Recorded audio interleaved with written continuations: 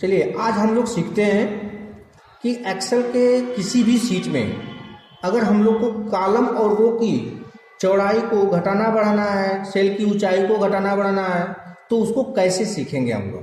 तो उसका शॉर्टकट की क्या होता है, जैसे मान लीजिए कि कोई भी आपका सेल है, एक्सेल के अंदर कोई भी सेल है, तो सेल की जो चौड़ाई होती है, तो चौड़ाई करने के लिए, सेल की जो चौड़ाई बढ़ाने के लिए करते क्या है कि अल्ट बटन को दबा लेते हैं। अल्ट बटन को दबाने के बाद HOW, अब इस तरह से प्रेस करते हैं HOW को, तो हमारा कॉलम विड्थ खुल जाएगा। अब यहाँ पे जो हमारा कॉलम विड्थ दिया हुआ है यह सेलेक्ट होकर के आ गया, इसको हम लोग बैक स्पेस से डिलीट कर देते हैं।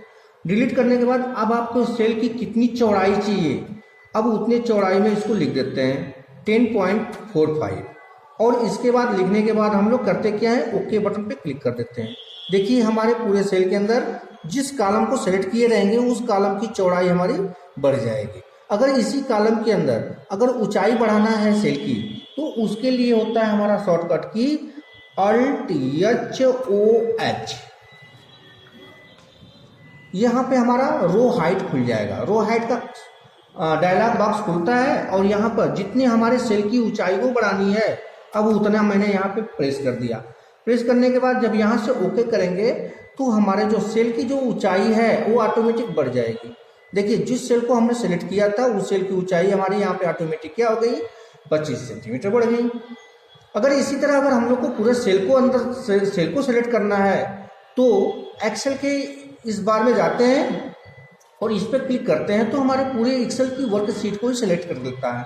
और इस तरह से अब हम लोग अल्ट HOH बटन को जब प्रेस करते हैं तो यहाँ पे हमारी क्या हो गई, 0 हाइट हो गई। तो जो रो की जो हाइट होती है, तो रो की हाइट को बढ़ाने के लिए अब हम लोग करते क्या है कि यहाँ पे कोई भी वैल्यू होती है, जितने वैल्यू में हमको उपस्थित करना है उसकी ऊंचाई जितनी बढ़ानी है, अब यहाँ पे ओके कर देते हैं। देखिए हमारे सेल की पूरी ऊंचाई क्या हो गई, बढ़ गई।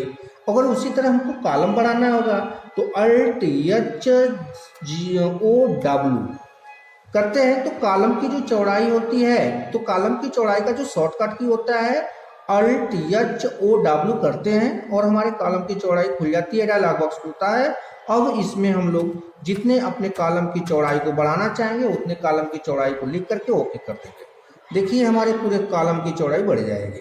अब इस तरह से देख सकते हैं कि हमारे कॉलम की चौड़ाई कितना बढ़ाना है, कितना छोटा करना है।